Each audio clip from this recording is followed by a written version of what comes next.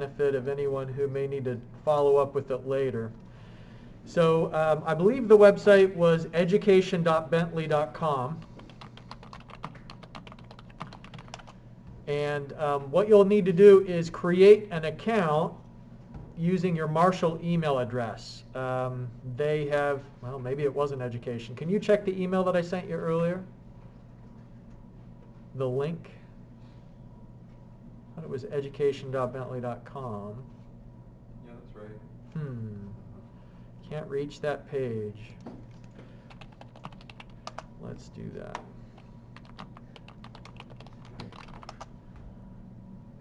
Education.bentley.com. Maybe I didn't type in the HTTPS. I don't know. So over here, log in, and you'll need to register an account. And like I mentioned just a moment ago, if you use your Marshall email address, it should go through to where you don't have to scan your ID. People who aren't from a pre-registered domain have to show proof that they're a student. But I don't think that that will happen for you because anyone with a Marshall email address should be whitelisted. Okay, so once you create the account, then let me just try and log in with mine. I'm not confident I'll be able to remember my password, but I'll give it a shot.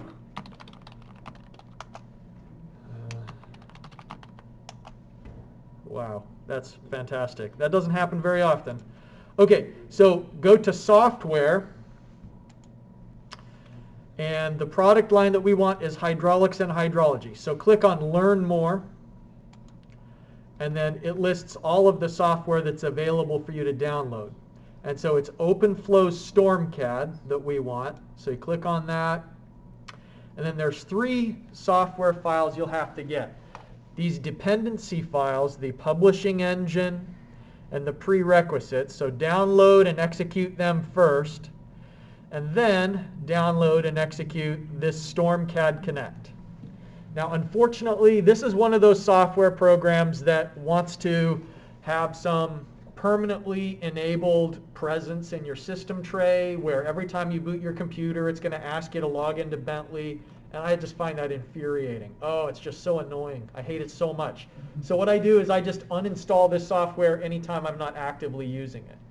So my suggestion is, install it, deal with it being in your system tray for the next week or 2, and then you can uninstall it. And I mean, if you end up in hydraulics, you'll probably have access to this software from your company or whatever agency you work in. But you don't need to leave it installed for the rest of your time as a student.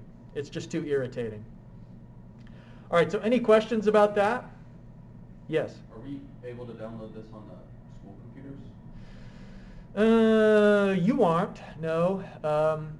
I probably could, but you need to be able to run it here in the classroom because we're going to be doing demos in here. So my suggestion would be to put it on a personally owned laptop or borrow a laptop from a friend who doesn't mind having this StormCAD Connect for a couple of weeks. And I'm hopeful that we'll be able to spend a little bit of time on Friday's class, depending on the amount of progress that we make today. Are there other questions about this software? So what was your overall impression of HY8? I see a head shaking side to side. No, your impression was no? Okay. I wish the sizing was in meters and not millimeters. Okay. Because everything else is in meters. Uh-huh. And then The diameter of the pipe? Yeah, the diameter of the pipe. Yeah. Like the box culverts were like that. Yeah, even the box, yeah. Uh-huh. I don't know, it's just an extra step you have to do. Federal Highway made it since a great tool. Yeah, that's right. It's good software considering what you pay for it, that's for sure. It's free. I think it works great. And I remember when it didn't have a graphical user interface. I used it back when it was run on DOS and you kind of had to keep track of things mentally in a way that now isn't really an issue. So have that installed on your computer by Friday and bring your laptop to class on Friday so that we can work through the demo together. Your next homework assignment, which I've handed out, is due on Monday. And that's a quick turnaround, but it's only a 2-problem assignment. So this is just related to the basics of the rational method. Okay, so any questions about the announcements? All right, well, let's talk about stormwater control. Water is a precious resource. I think we all know that. It's important for agriculture. It's important for us to be able to have things to drink. It's important for bathing, industrial uses. Water is very valuable and important. Wars have been fought over water, and many more wars in the future will continue to be fought over water. But sometimes water is a nuisance. It's not always just this precious resource. Sometimes there's too much of it at the wrong time or in the wrong place. And it can cause flooding, and disease comes from that flooding, damage to property. And so water isn't always something that we're trying to preserve, but sometimes water is what we're trying to get out of here as quickly as possible. Our purpose is just to convey it away before it causes damage. And so we'll flip back and forth between these two different views of water alternately through the course. In some cases, looking at ways that we want to preserve water and make it available for a beneficial use, and other times where it's a waste that we're simply trying to convey to a receiving body as quickly as possible. And so I'm sure you've seen lots of inlets over the years, and occasionally, depending on which city you're in, they'll have painted symbols in front of the catch basins just to remind people that this water is going to eventually be going to a river that the fish are exposed to, or that, for example, here in Huntington, our storm water gets conveyed to the Ohio River, and then that's where also our drinking water comes from. So both the sewer and the storm sewers in Point Pleasant, for example, discharge into the Ohio River, and then West Virginia American Water takes water from the Ohio River and goes through a process to treat it, and that's what we drink. So you'll sometimes see these kind of markings to remind people that water is both a waste and a resource. And there are times when we capture stormwater in a detention pond, both to limit the amount of damage it can cause downstream, but then also infiltrating it into the soil to try and recharge aquifers. So in stormwater management, it's the process of trying to control and utilize water in a beneficial way and limiting excessive drainage on the streets. And you may be all too familiar with the problem of excess water in streets, where it's a safety issue if there's water in just one side of a lane. So think about how you maybe steer into a puddle when your tires on one side of the car are going through the water, but on the other side of the car are still on the pavement. So that difference in traction and the difference in resistance could cause some problems. And it also contributes to damage of the pavement when it's submerged and drying, and throw in a freeze-thaw cycle, and that can cause a lot of problem with the pavement as well. So it's to our benefit to try and get water off of the streets. And so stormwater control has that as an objective. The drainage system is also trying to reduce the velocity of water in gutters. And some cities that are really steep have a problem with this, where when it rains, the water that's going through the gutter is so fast because of how steep it is that it can cause premature erosion and scour of the material. The other issue is that when the velocity is high, that it could knock people over, depending on how deep the water is in the gutter.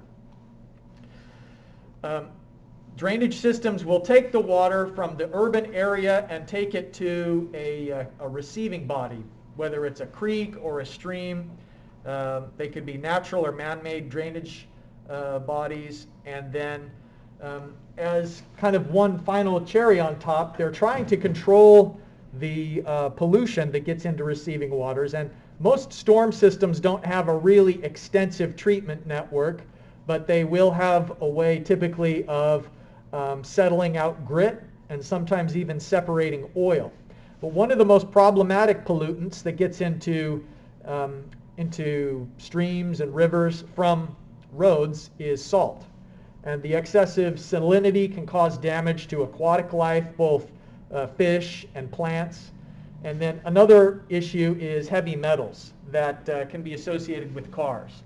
And so none of that is good stuff to get into the water, particularly when it's going to be used for drinking later on.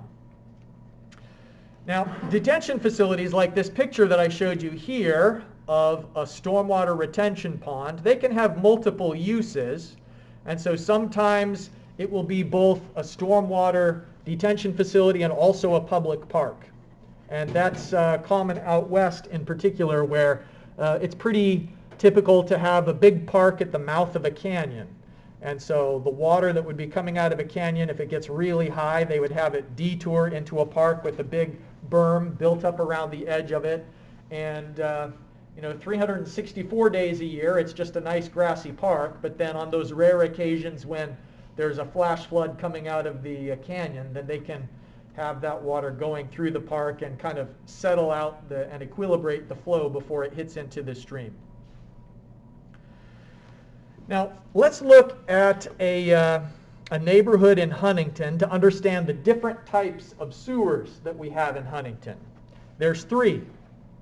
Huntington has some standalone storm sewers, meaning that there are pipes underground that only carry stormwater. So the water, when it's raining and it gets onto the road, and then it's captured by a catch basin and it goes into that storm sewer. There is a separate storm sewer in some parts of Huntington. There are other parts of Huntington that also have separate wastewater sewers. Those are called sanitary sewers. But then there's also quite a lot of spots in Huntington where it has a combined sewer, where both wastewater and stormwater are going into the same pipe. Now, a storm sewer that's only carrying rainwater, that can go straight to the creek. But most of the time, the combined sewer is supposed to go to the treatment facility. It's only on very rare occasions when there's just simply too much water that these combined sewers overflow and go into a creek. And if you've ever been out to Ritter Park after a rainy day, you sometimes maybe would have noticed a smell in Four Pole Creek, which is that stream that goes through the park, because it's a hot spot. They have combined sewer overflow in Ritter Park at that Four Pole Creek a couple times per year. And it's kind of gross. Kids get down and play in the creek there, and it's really not clean because of the sewage that gets in there. So combined sewers are only associated with old communities. They're not put into place anymore. It's just an unfortunate relic of the past that we only had a single pipe to carry both stormwater and sewage. But that issue aside, it's important for us to know how much water is going to be going through that pipe. And to know how much sewage there's going to be, you can take a look at things like how many people are living in the house, what kind of appliances do they have. For example, do they have dishwashers and clothes washers that are water efficient, or do they have more old school submersion machines that use a lot of water? The stormwater, trying to assess how much runoff there's going to be due to a storm, takes several factors into account. And we're going to talk about the simplest model that's available for us to try and quantify how much water comes out of a neighborhood due to a storm. And the data that we need to do that planning and analysis is we have to have an idea of what the local design standards are, because different applications have different expectations. On an interstate highway that's funded by the federal government, the typical design standard that's used on an interstate would be a 100-year storm has to be conveyed by the ditches and the inlets.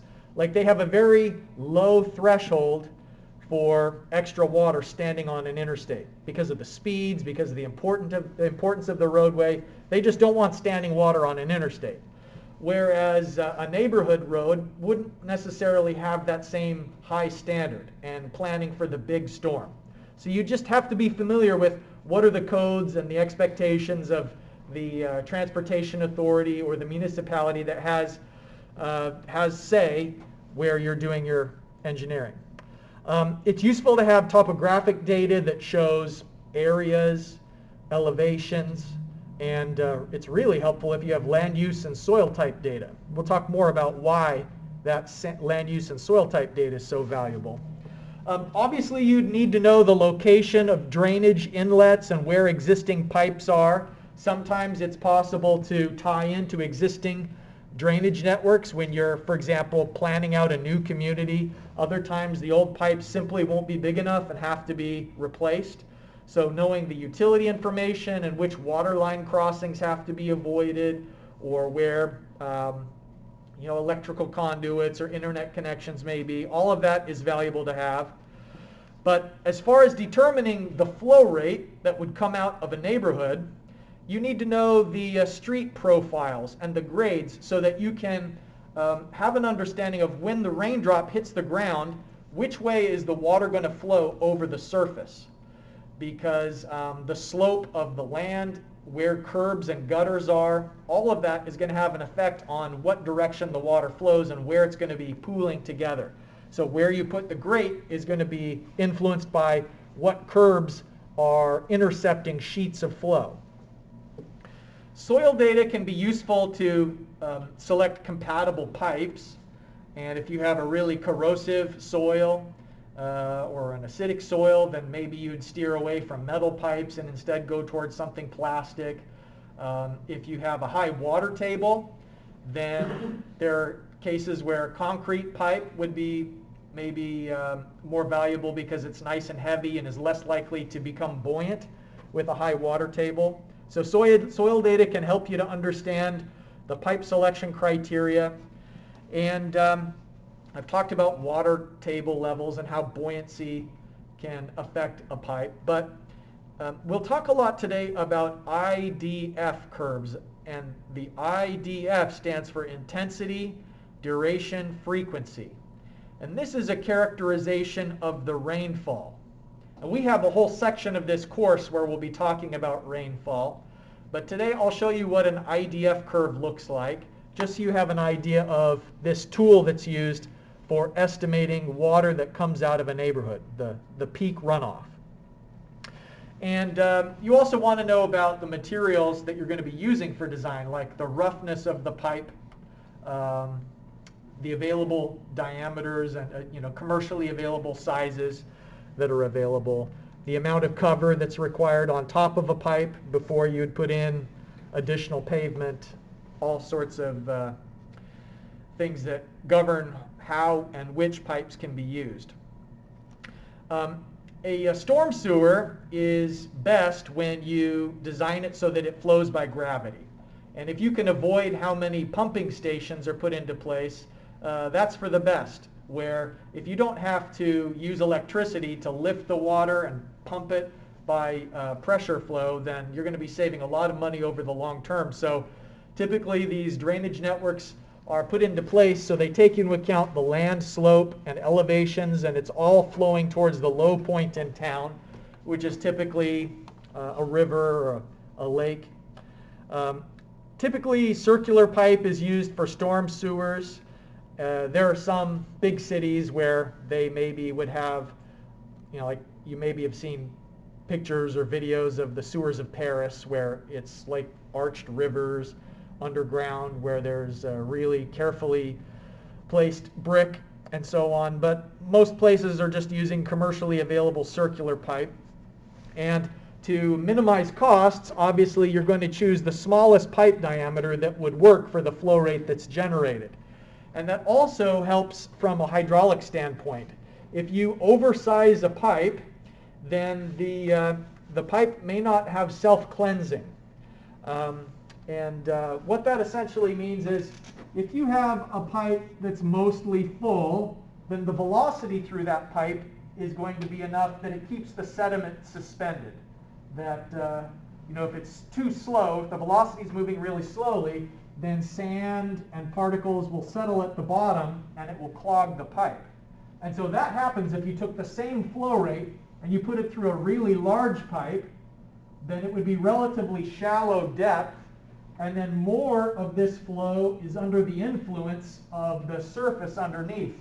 The hydraulic radius relative to the area is much larger and there's more resistance.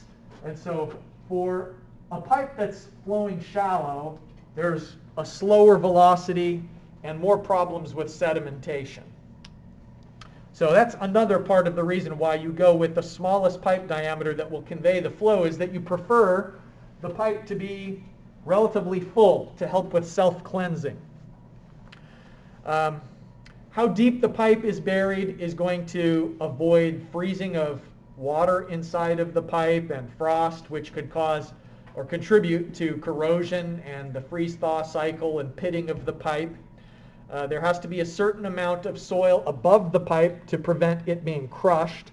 And for plastic pipes, for example, it can be as little as just a few inches to transfer the load through the pipe and into the surrounding soil.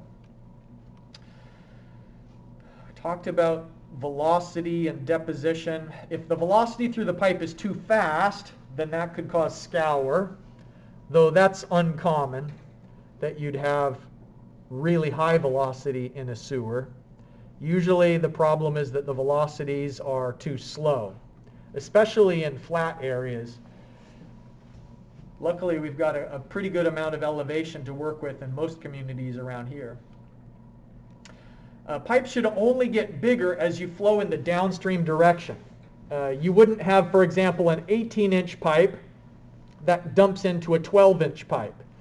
And even if, from a hydraulic standpoint, because of the slopes, maybe you had the same capacity in both of those pipes, you wouldn't do it because it can accumulate debris at the transition from a big pipe to a small pipe.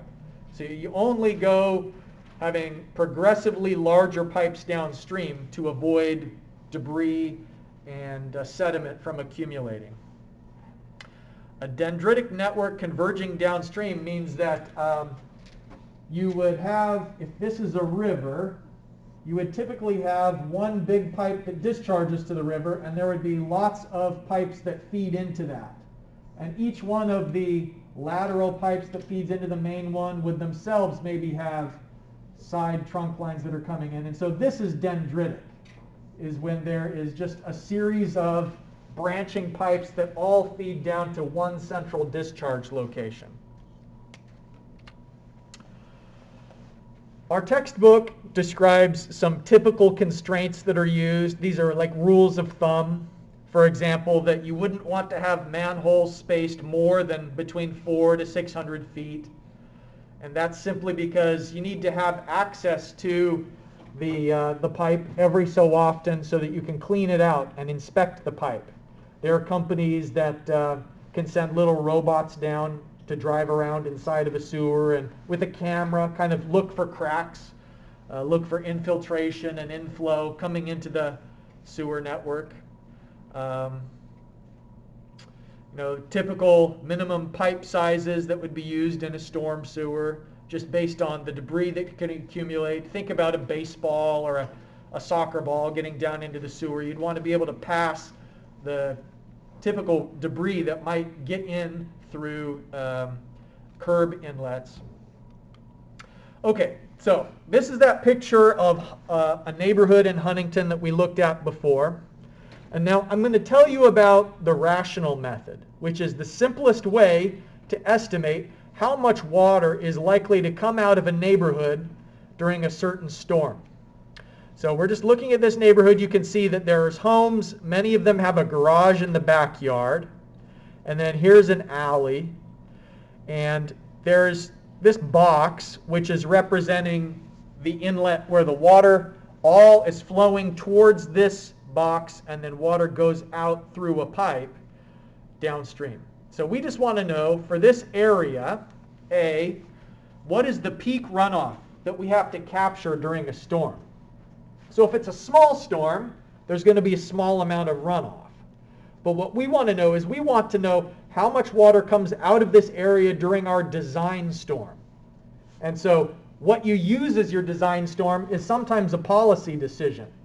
So let's just say, for instance, maybe we want to capture in our pipe the 10-year flow, meaning that it's a storm that's so big it's only going to come around once every 10 years on average, or that in a single year there's a 10% chance that we'd see a storm of that size and intensity. So if we have a certain design standard in mind, what we're going to try and find out is what flow rate do we have to make the pipe sized for and the inlet sized for to try and capture all that flow. So we're going to assume that this entire area all is draining towards this single inlet. In reality, what you have to have is maybe a site inspection or some high quality elevation data to have an understanding of what is the surface flow actually doing. Because it may be that a raindrop that's falling flows this direction and not towards your inlet. So you really have to know where are the elevation break lines, where are gutters or curbs that intercept flow. So it's not simple. Luckily, we nowadays are getting really high quality LiDAR data that has enough precision that it can be used for surface flow assessment. And you know, when all else fails, you can just go out into the field when it's raining and kind of visually observe what direction the flow is going. But just for simplicity, as I teach you this rational method, let's assume that this whole area goes to a single inlet. So the next thing that we have to know after the area, and let's say maybe we'd measure that area in acres. Okay, so we knew the area. The next thing we have to assess is what is the peak rainfall intensity? So how much rain there's going to be for our design storm. And that depends partly on your geography. You know, if you live in Miami, Florida, you're going to have a different rainfall intensity for a 10-year storm than if you live in Seattle. You know, they have tropical storms in Miami that hit hard and hit fast, whereas in Seattle, the rain is a lot slower to build. The intensity in any given moment isn't quite so high. So there are regional maps where you could look up what is the intensity, duration, frequency behavior at a single location on the map. And it takes into account all of those geographic variations. So here, I has units of inches per hour, where we said area was acres. Intensity of the storm is inches per hour. And of course, there's metric equivalents as well. We could use square meters for area. We could use millimeters per hour for intensity. The next parameter that goes into the rational method is the C value. So the C value is the ratio of runoff to rainfall. So concrete, if you had concrete that was sealed with epoxy, for example, so that no moisture is going to get through that concrete, the C value of that would be 1.0. If you had asphalt, maybe the C value would be 0.9. Because not all of the water that falls onto asphalt is going to run off. Some of it will just stick to the asphalt itself. Maybe a little bit will penetrate down through. So the C value of asphalt, 0.9. Think about grass. If rain falls onto grass, some of it's going to run off. Some of it is going to infiltrate down into the soil. Some of it will remain bound to the plant structure of the grass itself. And so the C value of a grass, depending on how long the grass is, what type of grass, like the condition that it's in, maybe a typical C value for grass would be 0.5. So there's tables that help us to understand for a certain land use and soil type combination what would be an appropriate C value. So with those three things together, we can predict what's the peak runoff. Q equals CIA. That's the formula. So the peak runoff that comes out of this area is predicted by the area, the runoff coefficient, and the rainfall intensity. Which rainfall intensity to use also has a few dependencies that we'll hopefully get a chance to talk about today. If not, we'll definitely get to it on Friday. Any questions so far about the rational method?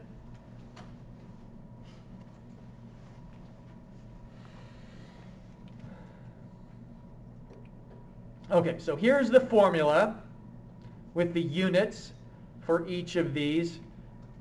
Runoff coefficient is unitless because it's simply a ratio of the depth of runoff to the depth of rainfall.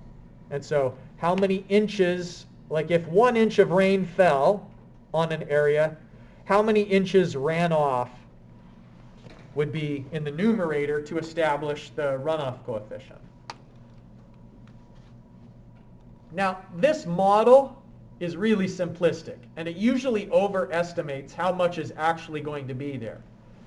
This is a conservative approach to estimating the runoff quantity, meaning that it's going to predict more runoff than actually is going to be there.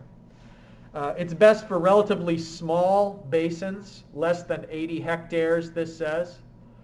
And the minimum time of concentration, 5 minutes. The time of concentration is just talking about how long it takes for the water, once it falls onto the ground, to flow towards this inlet.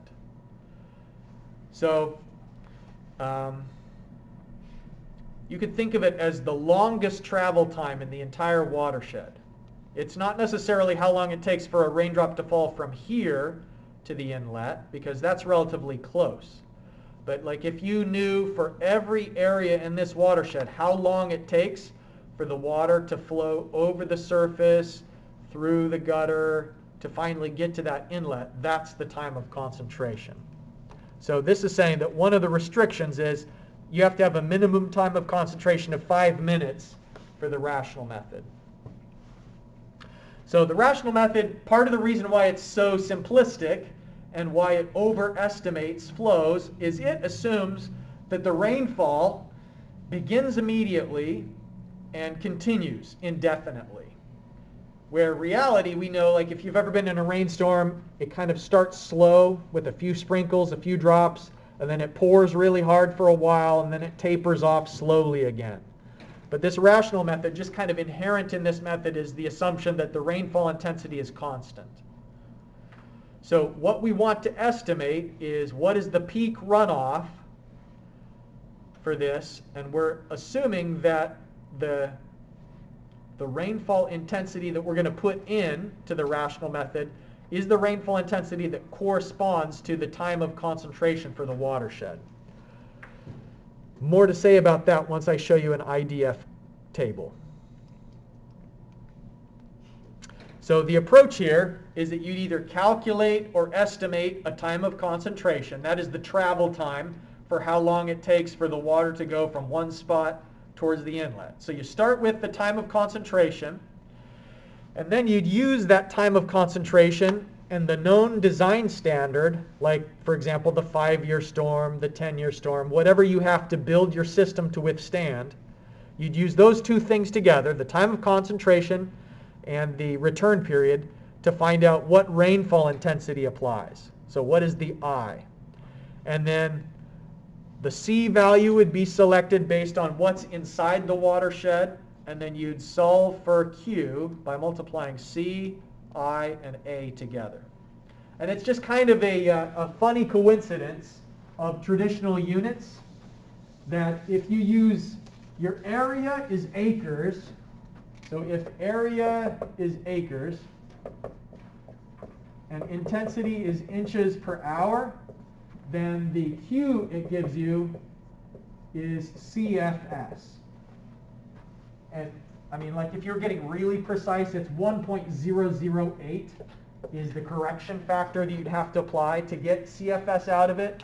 But most people don't even bother. You put in acres for the area, inches per hour for the intensity, and then the runoff rate will be in cubic feet per second. Here is a table that comes out of your book that shows different return periods and different coefficients, different C values. So for example, concrete for a 2-year storm would have a C value of 0.75. Now think about, why is it that the storm return period would change the C value? A 2-year storm is a small storm. A 100-year storm is a big storm. So what this is saying is that concrete, during a small storm, 75% of the water runs off, whereas in a big storm, a 100-year storm, 97% of the water is going to run off. And that's simply just because there's more water in the bigger storm. So less of it is going to be bound at the surface, like the surface wetting is going to be a smaller fraction. So that same trend applies to all of these different surfaces, that the bigger the return period, the larger the C value is, because you're overwhelming the capacity of that surface to just retain a fraction of the water. So more of it's running off. Look at how slope comes into play. A relatively flat surface for grass, if we see grass, the flat surface has a low C value, meaning that there's less runoff if it's flat than if it's steep. And so water can pool down into the soil more easily in a flat surface than if it's sloped. So water is more likely to move off of the surface and go towards a point of concentration. There's more runoff on a steep surface than if it's flat. And so think about what we have in West Virginia. We've got a lot of steep surfaces here. And so that's part of the reason why we see flash flooding so commonly, is that there's relatively less infiltration than there would be for the given soil conditions and land use type than if it was flat. This table you can find in your book, and there's lots more like it, where different texts and different government reports have gone and tried to estimate the ratio of runoff to precipitation. All right, so just to get a feel for this calculation, let's do an example where we say we've got a 5-year storm, a 5-year 24-hour storm. The rainfall intensity is 95 millimeters per hour for that. And just to show you how we could find something like that, let me bring up the homework assignment that I gave you today and pull up the IDF curve on that assignment.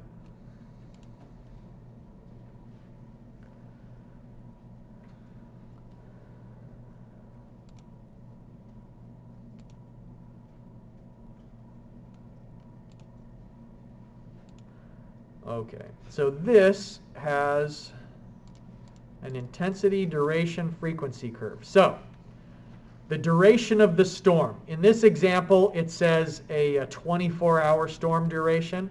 So here you can see on this horizontal axis is the storm duration. So we'd go up from there, and you're intercepting this curve. I think in our problem here it says a 5-year storm.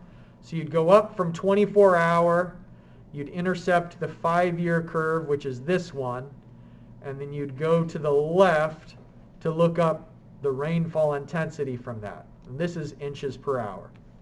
So in another problem, if you were doing a problem and you saw like a 15-minute storm duration, you'd go up and you'd intercept whatever curve you're working at. Like maybe the 10-year storm would be here, 10-year intersecting with the 15-minute duration, and then you go to the left to read the rainfall intensity.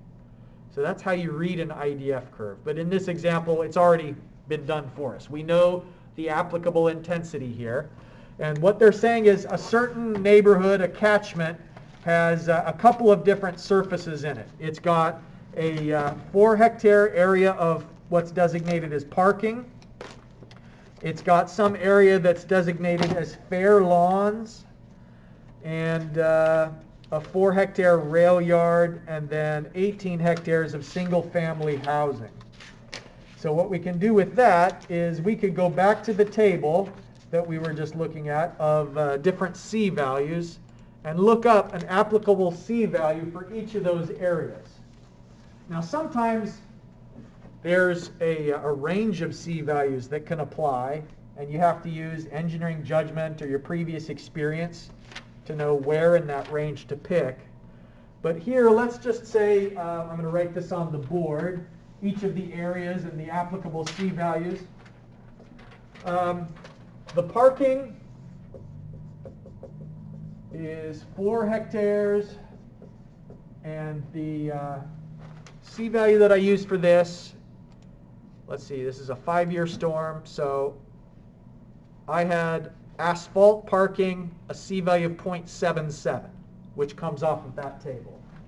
So C is 0.77. And then we had the lawns, the fair lawns, and it's on a 4% slope, as it says here. So if we go to the table, we find fair condition, which is defined as grass covering 50 to 75% of the area. That sounds like my grass at home, where I've got plenty of dirt patches. It's not great condition, so the density of the grass coverage is going to affect the C value. How much of it is grass versus how much of it is bare soil. So for the slope that applies here, a 4% slope, fair lawn, we go here to the table. 4% puts us in the average range, and it's a 5-year storm, so 0.36. So that was 12 hectares, and the C value was 0.36. The problem describes a rail yard. I don't know that it says anything about a rail yard on this table. So now we just have to think about, if you've been to a rail yard before, they have gravel, maybe some areas with a little bit of pavement, maybe some areas of bare soil. So for the 5-year column, we'd have to think about, what is grass? No, it's not going to have grass in a rail yard. There's another table in our book, a second page, that describes different surfaces like gravel and so on. But ultimately, we sometimes just have to estimate. So for the rail yard, which is 4 hectares, what I estimated is a C value of 0.6. Because it's not going to be grassy in the rail yard. If it was grassy, we'd have in the range of 0.3 to 0.4. So it's got to be higher than that. But it's not going to be like asphalt. So it's going to be lower than 0.77 because there's some gravel and some soil there. So I just, as a starting point, used a C value guess of 0.6. And then the housing, again, I'm going to have to guess. There's 18 hectares, and I'm saying C value of 0.5. And so housing is going to be a mix of roof area and grass and pavement. So I used a C value there. So what we have to do is come up with a composite C value, a weighted average. And so the composite C value is 4 hectares multiplied by 0.77 plus 12 hectares multiplied by 0.36 and 4 hectares multiplied by 0.6 and 18 hectares multiplied by 0.5. Divide all of that by the sum of the areas. Altogether is 38 hectares. And so the composite C value, the average C that we're going to use for this area, is 0.495. So that's the composite C value. Okay, so I'm going to turn you loose to do some calculations to try and determine how many cubic meters per second of runoff is going to come through this area. A hectare, 1 HA, is 10,000 meters squared. This is a conversion that you will need. A hectare is 100 meters by 100 meters. So calculate the flow rate, Q, that's coming out of this watershed with the composite C value, the intensity that's described here of 95 millimeters per hour, and then the overall area of 38 hectares.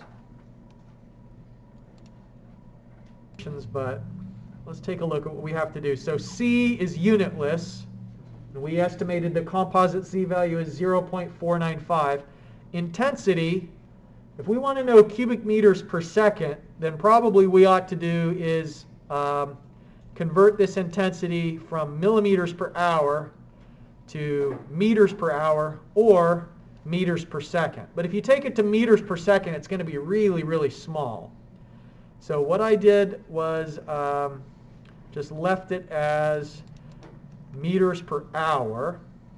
So 0.95 meters per hour is the rate of rainfall. 0.495 tells us how much of that rainfall turns into runoff.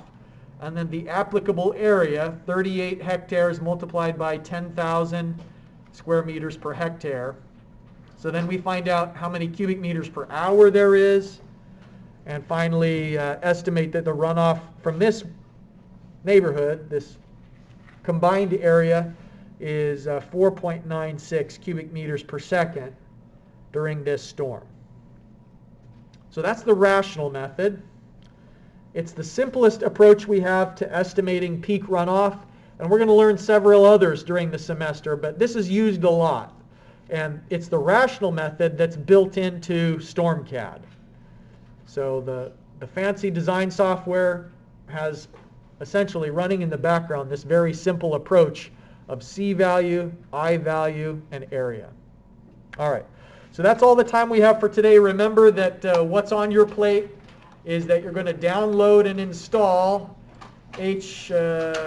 StormCAD, and then homework number 2 is available now. I handed out a copy before class if you want to get an early start on that, and that's due Monday. Have a good day. I'll see you on Friday.